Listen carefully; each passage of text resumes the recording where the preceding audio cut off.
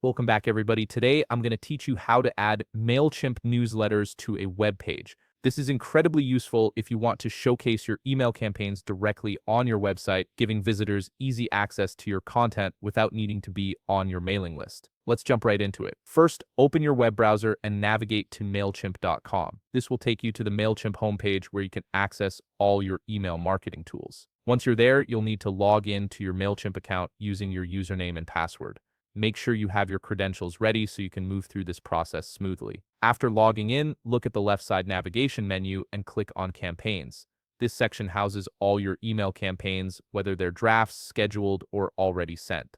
It's your central hub for managing all your email marketing efforts. Next, click on Email Templates to view your sent email campaigns. This will display a list of all the newsletters and emails you've previously created and distributed through Mailchimp.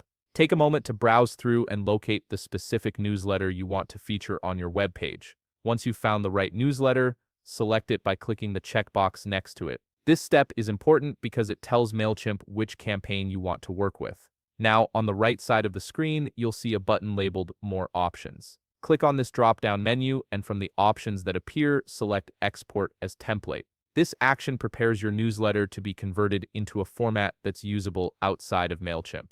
A confirmation message will pop up on your screen stating planning to re-import. This is just Mailchimp checking in to make sure you understand what you're about to do. Go ahead and click on Export Template to confirm your newsletter will now be downloaded as an HTML file directly to your computer. This HTML file is essentially the code version of your beautifully designed newsletter. And there you have it. You now have an HTML version of your Mailchimp newsletter that you can easily add and use on a different web page. Simply upload this HTML file to your website's server or embed it into your site's content management system, and your newsletter will be live for all your visitors to see. If you found this video helpful, please leave a like, subscribe, and see you in the next video.